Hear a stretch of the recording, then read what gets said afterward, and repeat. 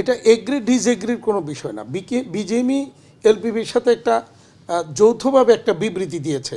সেই বিবৃতিটা মানে অনেকটা হলো দায়সারা গোছের এবং সেখানে মেইনলি দায়িত্বটা কিন্তু এড়িয়ে গেছে ওখানে কৌশলে।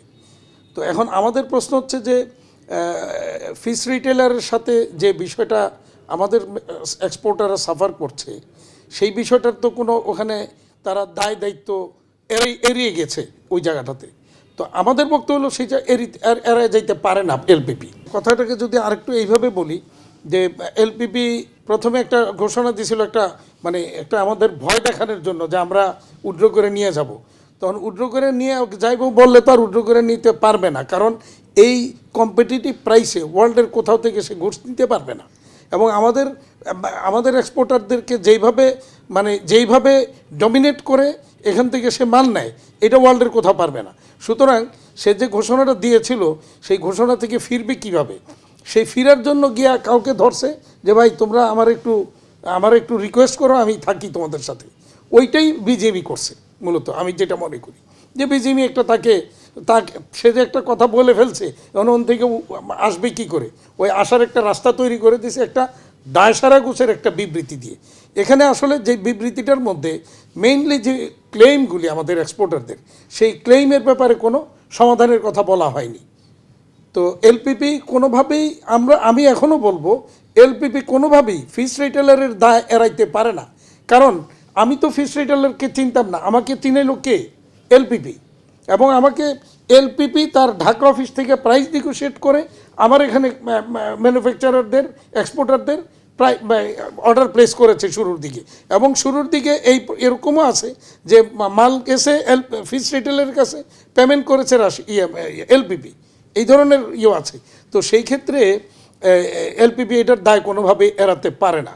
বিজেপি যেটা করেছে আমি মনে করি এটা একটা কৌশল। আমি এই কৌশলটাকে বিজেপির এই কৌশলটাকেও আমি সাপোর্ট করি যে অ্যাটলিস্ট ঠিক আছে একটা রাস্তা থাকুক, খোলা থাকুক যে এইগুলি সমাধানের জন্য, সেই জন্য বিজেপি এটা করেছে। আমি এটাকে বিজেপির এই অবস্থানটাকেও আমি একেবারে খারাপ বলবো না, তবে কমপ্লিটলি দায় এড়িয়ে যাওয়াটাকে আমি কোনোভাবেই ভালোভাবে দেখছি না। সেখানে বলতে পারতো বিজেপি যে ঠিক আছে এলপিপির কোনো দায় আছে কি না আমরা এটা খতিয়ে দেখব, যদি থাকে তাহলে আমরা এলপিপিকে নিয়ে যৌথভাবে এটা সমাধানের চেষ্টা করব, এই কথাটা বলতে পারতো বিজেপি। ফিশ রিটেলের ক্ষেত্রে এলপিপির কোনো দায় আছে কি না বিষয়টাকে আমরা আরও খতিয়ে দেখব, তদন্ত করে দেখব। যদি থাকে তাহলে আমরা এই ব্যাপারে এলপিপির সাথে আলোচনা করে সমাধানে যাওয়ার চেষ্টা করব, এতটুকু অন্তত বলতে পারতো। কিন্তু বিজেপি কী করলো, সরাসরি যে ফিশ রিটেলের ব্যাপারে এলপিপির কোনো দায় নেই এই যে কথাটা বলছে, এই কথাটার সাথে আমি একমত না।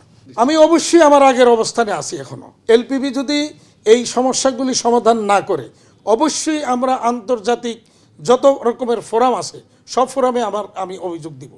নিবে না এটা বিজেপি বলতে পারে, বাট আমি তো যখন দেখব যে হ্যাঁ থার্ড পার্টির সাথে এলপিপির সম্পৃক্ততা ছিল, তা আমি তো তাহলে এলপিপিকে আমি এখানে ছাড় দিব না। আমার যারা মেম্বার এক্সপোর্টার তারা আমার কাছে অভিযোগ দিয়েছে বলেই আমি এই অবস্থান নিয়েছি। এবং আমি দেখেছি সেখানে এলপিপির সম্পৃক্ততা ছিল, শুরুর দিকে এলপিপির সম্পৃক্ততা ছিল। এবং এলপিপি কখন এসে তাদের সাথে সম্পর্ক নাই বলছে, যখন ওখানে আমাদের পেমেন্ট আটকে গেল এরপরে। তো তার আগে তো সে আমাদেরকে বলে নাই। আমি তো ফিশ রিটেলারকে চিনতাম না, আমার মেম্বার তো ফিশ রিটেলারকে চিনে নাই। তারা বলতে চাচ্ছে এলপিপি যে 2024 সালের কোন মাসে তারা তাদের ওয়েবসাইটে এই কথা বলছে। আমি তো ওয়েবসাইট দেখে ব্যবসা করি নাই, সে তো আমার সাথে ডাইরেক্ট ব্যবসা করছে। তাহলে সে 2024 সালে যখন ওখানে দিছিল তখনই আমাকে সে নোটিফাই করে নাই কেন? তখনই তো সে মেইল দিয়ে বলতে পারতো যে ফিশ রিটেলের সাথে আমাদের সম্পর্ক নাই। তাহলে তো তখন এরপর থেকে যদি কেউ ফিশ রিটেলের সাথে ব্যবসা করে থাকে তাহলে সেই দায়িত্ব এলপিপির থাকতো না, কিন্তু এলপিপি তো সেটা করে নাই।